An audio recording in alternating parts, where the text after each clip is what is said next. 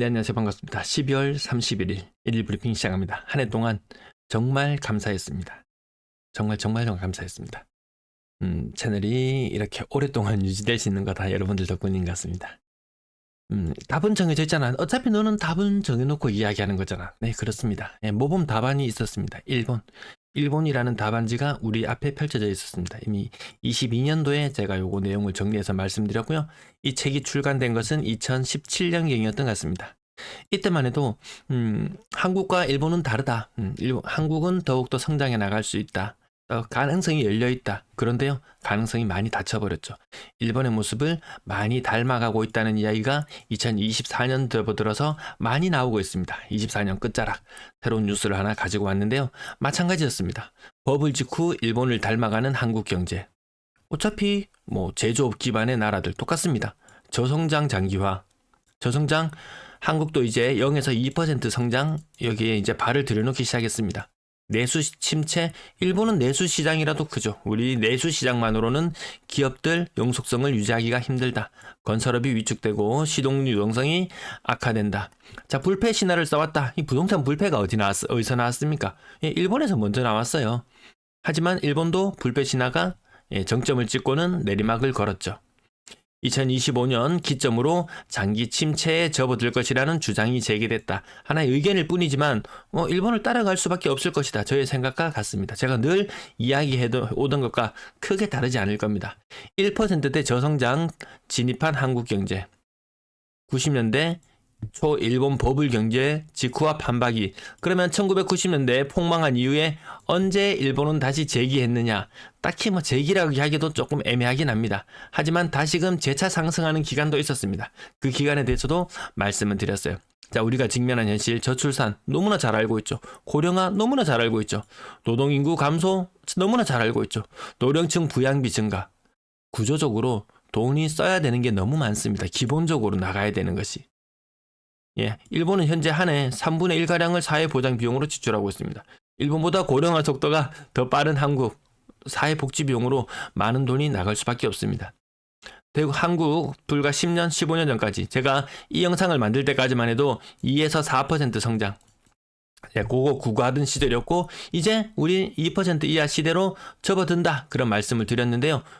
한국 올해도 그렇고 내년도 그렇고 2% 이하의 경제 성장률을 예상하고 있습니다. 양극화 심하다. 양극화의 그 실체도 알고 보면요. 양극화에서 일부 인기 있는 지역은 수요가 몰려요. 그래서 다만 하락세가 더디게 진행된다. 시골이나 지방은 급격한 하락세. 얼죽신이니 뭐니 아무리 지금 이야기를 하는 그 지역들조차도 하락세가 더딜 뿐이지 급격한 상승이나 이런 것들 없는 것 같아요. 한국 경제 상황과 일본 상황은 비슷하게 흘러가고 있다. 오히려 더 나쁘다. 제가 정말 걱정하는 것은 일본처럼 가격이 빠지는 걸 걱정하는 게 아니에요. 일본처럼 빠지는 이런 상황을 지탱해내기 위해서 금리를 낮추고 돈을 살포하고 그럼으로 인해서 터키나 아르헨티나 이런 것처럼 물가 폭등을 경험한다든지 부동산 가격이 비정상적으로 5배, 10배씩 오른다든지 원화의 가치가 똥값이 된다든지 이것을 우려하는 것이지 일본처럼 서서히 빠지는 것 차라리 이게 낫다고 봅니다. 이렇게 흘러갈 것 같습니다. 공교롭게 우리나라 부동산 시장도 양극화. 그 양극화의 끝단에는 서울 수도권과 비수도권으로 나눠지는데 부산은 비수도권이죠. 부산은 비수도권이에요. 그래도 그나마 좀 낫죠. 큰 도시일수록 낫습니다. 자, 폭락하는 상황이 벌어지고 나서 일본 영원히 끝난 것은 아니었다. 2005년까지. 2005년 이후에 또다시 조금 회복하긴 하지만 그 또한 그렇게 크진 않습니다. 일본 전체 집값은 무려 80% 가까이 떨어졌다. 일본 책들 앞 표지를 장식하는 내용, 지가 90% 하락, 이런 것들이 도배되곤 했었습니다. 지속적으로 빠졌습니다. 그러면 희망을 또 불어넣어주는 내용들이 있잖아요. 일시적인 공급 부족을 가지고 와서 이것 때문에 또 집값은 폭등할 것이다. 이렇게 이야기하는 것도 있는데, 제가 뭐라 그랬습니까? 경제가 성장하면 부동산은 저절로 상승한다. 파이가 커지면 저절로 나눠 먹을 게 많아진다. 하지만, 우리의 경제 지금 휘청휘청합니다. 로봇 이런 거, 첨단 산업 이런 거 나오면요. 중국에 잽도 안 됩니다. 뭐 최근 그런 자료들 보시면 상대가 안 됩니다. 뭐 전기차 자율주행, 테슬라 놀랍습니다. 하지만 주가는 더 놀랍습니다. 별로 권할 만한 주가는 아닌 것 같습니다. 뭐 AI 이런 것들, 뭐 반도체도 지금 휘청하고 나면 이런 뭐 0에서 2% 성장, 그것도 힘들 정도로 굉장히 안 좋다라는 부분. 결국 경제가 위축되면 돈도 없고 집 살 돈도 없는 이런 상황이 될 수밖에 없다. 자영업자 부상 굉장히 힘들다는 뉴스 계속 나옵니다. 장사가 좀 돼야지 팔고 돈 좀 벌어가지고 집도 사고 뭐도 하고 꿈도 꾸고 하는데, 제가 영상에 좀 희망적인 내용, 좀 밝은 내용을 전해드리면 더욱 좋겠지만 현실이 이렇습니다. 그 가운데 이 부동산 시장은 암울하게 전망하고 비관적으로 전망하고, 늘 말씀드리면 삶을 긍정하십시오.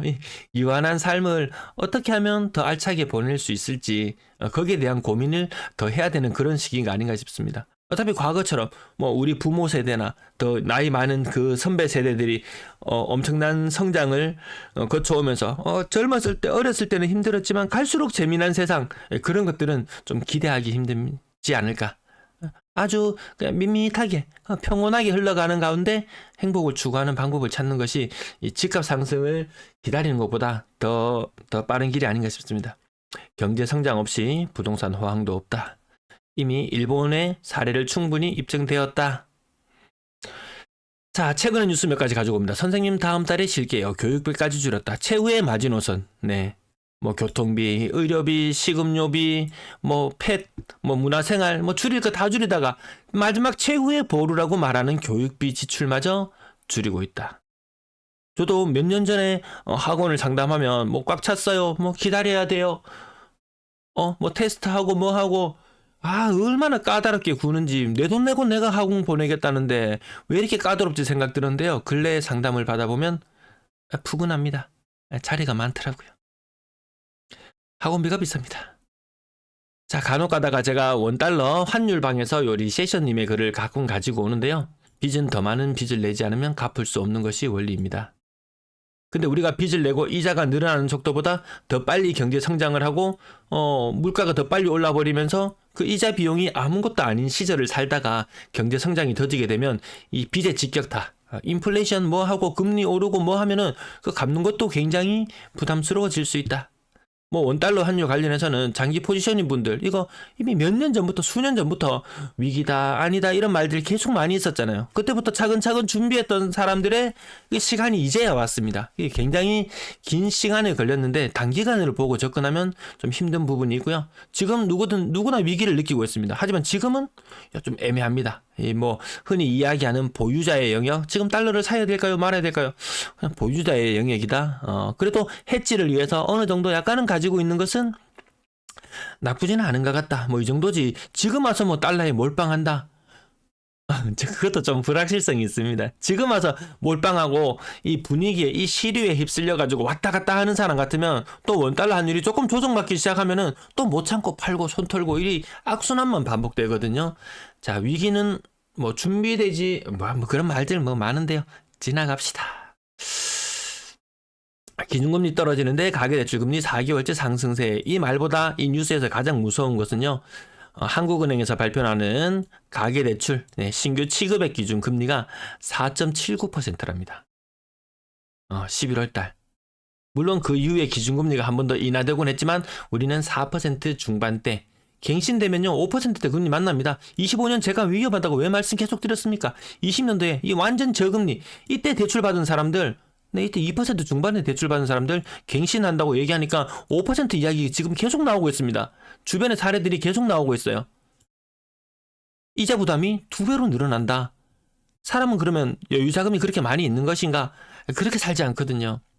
그렇게 살지 않습니다. 그렇게 미래를 준비하지 않습니다. 왜? 돈 갖고 있으면 등신되는 것처럼 느껴졌으니까요. 뭐든지 투자를 해야 된다고만 계속 누군가가 재촉했으니까요. 저는 하지 마시라, 기다리시라, 괜찮다, 천천히 해도 괜찮다. 주변에 이렇게 말하면은 뭐 투자 방송, 부동산 시향 방송 이런 거 볼 이유가 많이 없죠. 그럼에도 불구하고 부정적인 전망을 늘 쏟아내는 저의 이런 여러 가지 내용들 접하시면서도 사람이 부정적일 필요는 없습니다. 현 상황을 부정적이고 냉정하고 객관적으로 받아들이려고 하면 되고 뭐 환상을 품고 하는 것은 관계가 없습니다. 자, 환율 1,500원, 고분양가 리스크. 그러면 이거 뭐 작살난다는 말입니까? 200조가 넘는 PF. 이거 문제 해결되지 않았죠. 미루고 어떻게 하면 되겠지. 위기는 계속 이연시키기만 했는데 그것들이 임계치에 이르렀다. 자, 이거 고분양가 리스크. 집값 더 올라가기 전에 사라 라고 뉴스 이런 곳에서 언론에서는 이야기합니다. 작살납니다. 어딘가 작살나면은 싸게 막 덤핑으로 막 내려옵니다. 자, 빈집 넘쳐나는 주택시장 폭망. 뭐 부산 얼마 전까지 한 올해 상반기까지만 해도요. 인구 가구수 정점이 2034년이라 그랬어요. 웬걸. 가구수 정점이 점점 앞당겨집니다. 생각보다 가구수가 많이 늘고 있지 않습니다. 그마저도 가구수를 많이 증가시키려면 젊은 층이 많이 있어야 되는데 젊은 층은 많이 빠져나가 버렸죠. 이 가구수 증가에 지대한 역할을 하는 것은 무엇입니까? 노년층 뭐 사별을 하거나 뭐 어떻게 됐거나 이혼을 했거나 뭐 이런저런 이유로 이 노년층이 1인 가구수에 절대적으로 많은 영향을 미칩니다. 앞부분이 너무 길었죠? 한 해를 정리하려고 하다 보니까 내용이 조금 길어졌습니다. 네, 쿠팡 알리 요거 잘 댓글창 좀 이용해 주세요. 아시겠죠? 감사합니다. 네, 매도 물량 연초에 5만 개 수준에서 5만 9천 개, 약 20% 정도 늘어났고요. 그 기간 전세 매물은 13,000개에서 7,400개 수준으로 굉장히 많이 줄어들었습니다. 그리고 줄어드는 추세는 계속 유지되고 있습니다. 부산 월세 물량 9,200개에서 6,800개, 월세 물량도 굉장히 많이 줄어들었습니다. 부산의 임대 거래는 양호한 편입니다. 타 시도 대비 양호한 편이다. 심지어는 대구 올해 월세 매물이요. 연초에 7,200개, 뭐 7,400개 그 정도 수준이었는데 연말에도 그 정도 수준입니다. 기가 막힙니다. 대구 노답이에요. 대구는 겁나게 많이 떨어졌음에도 불구하고 노답이에요. 부산은 별로 떨어지지 않았어요. 그래서 노답이에요. 전체 임대 물량 22,000개 수준에서 14,000개 수준. 매매 매물은 5만 개에서 6만 개 수준. 이 두 개 합쳐보면 뭐 72,000개에서 74,000개 수준. 딱히 뭐가 많이 줄어들었다는 느낌이 안 들죠. 시장의 물량은 여전히 많이 있는 상태다. 분양권 매도 물량은 연초에 1,760개로 시작했는데요. 2,200개로 조금 늘어나 있는 상태. 동네별로 필요하신 분 살펴보시고요.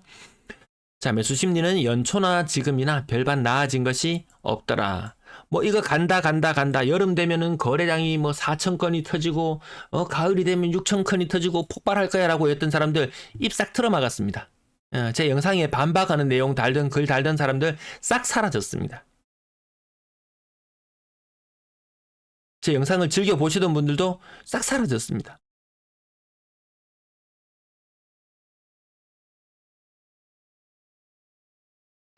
부산의 미분양 연초에 3,300개에서 4,900개 수준으로 늘어나 있고요.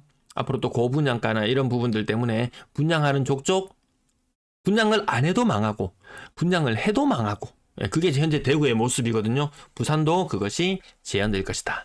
분양해야 될 물건들 아직 많이 남아있죠. 자, 연초에 2,000개 정도 거래량이었는데요. 뭐 11월 달은 2,100건 정도의 거래량으로 마무리가 되었고요. 12월 달이 암울합니다. 1,600건 정도 거래량이 예상됩니다. 올해 최저 거래량이 1,800건 수준이었는데 그거보다 10% 정도 떨어져서 1,600건. 내년 되면 거래량 더 줄어듭니다. 대출 내년 되면 풀린다고 이야기했던 사람들 입 쏙 들어갈 거예요. 내년 대출 상황도 여의치 않을 것이다. 몇 개 은행이 24년도 대출 목표치를 초과하는 바람에 내년에 제약이 걸린다는 이야기도 있습니다. 아파트 건당 거래대금 조금 올랐습니다. 조금 올랐어요. 물가 오르는 것 정도 수준으로 올라가는 것 같고요. 상고하죠. 없다. 그러니까 상자하고 이렇게 이야기했습니다. 가장 최근에는요. 25년은 좀 힘들 것 같다. 26년에는 간다. 라는 뉴스까지 다시 등장하고 있습니다. 오른다고 하는 사람은 정말 쉽습니다. 안 오르면 또 내일 되면 오른다고. 내린다고 했던 사람은 이거 오만 비난을 다 받게 되거든요. 가격 조정받고 오르는 거 없고 서서히 빠지는 일본처럼 서서히 빠지는 그런 장세가 이어질 것이다. 고가의 아파트 잘 나간다는 아파트조차 오르는 게 아니고 천천히 빠지는 형태. 그 외 외곽 지역은 많이 빠지는 양. 다만 많이 빠지냐 적게 빠지냐의 차이일 뿐이지 부동산 흐름이 좋지 않은 것은 우리 앞에 펼쳐진 미래인 것 같다.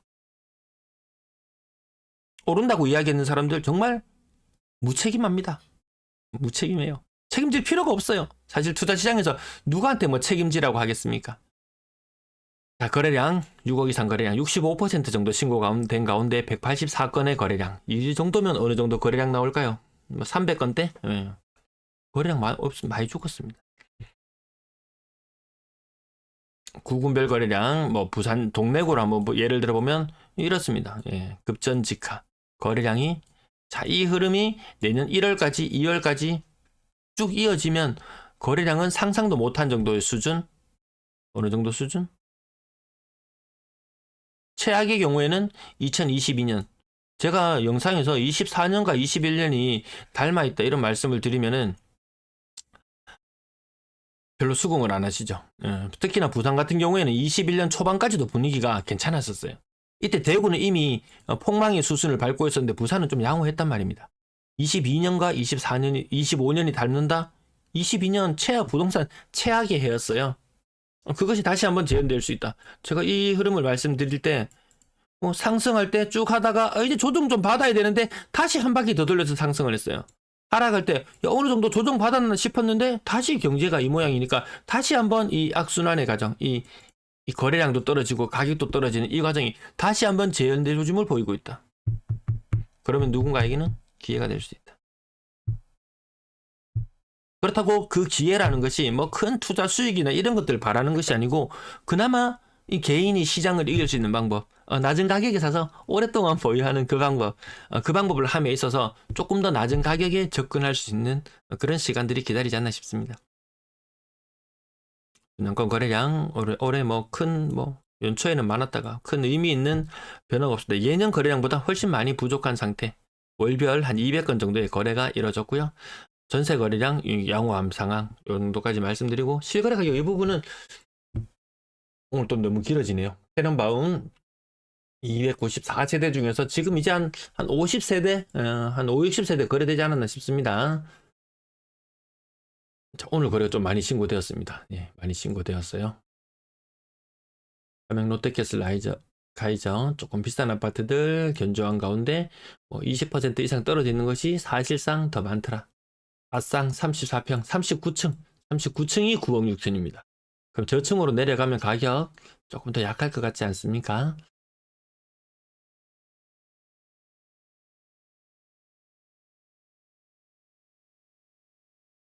음, 6억대 아파트 조금 구경해 봤고요. 자, 실거래 가격은 사실상 이게 1년 반째 횡보장세입니다. 1년 반째 횡보장세. 뭐 반등했다가 차트에 제가 뭐 커서만 좀 왔다 갔다 거립니다. 대다수가 반등 제자리 계속 제자리 한 개 삐쭉 치서 오르고 나면은 우와 하고 따라가는 사람이 없어요. 그 다음에 가격을 조금 조정해서 거래가 이루어지는 그런 형편입니다. 그래도 이 도시 규모에 걸맞게 부산에 그래도 중산층이 중상층이죠. 뭐 상위 한 30% 정도 되는 사람이라면 평당 한 1,300만 원, 대구가 평당 1,000만 원이니까 1,300만 원 혹은 뭐 많으면 1,500만 원, 그 정도면 차고 넘치지. 그 이상은 그 뭐 소득이나 이런 것들 대비해서 조금 돈이 많이 들어가는 편입니다. 뭐 비싼 집 살고 좋은 집 살면 좋죠. 좋은데 그만큼 다른 데에 대한 소비는 조금 뭐 줄여야 되는 뭐 그런 상황이 아닌가 싶습니다. 자꾸 사라 그러고 뭐 좋다 좋은 거 있다 그러고 자꾸 꼬셔야지 이 시청자도 자꾸 유입되고 할 텐데요. 이런 내용만 자꾸 말씀드려서 좀 그런가요?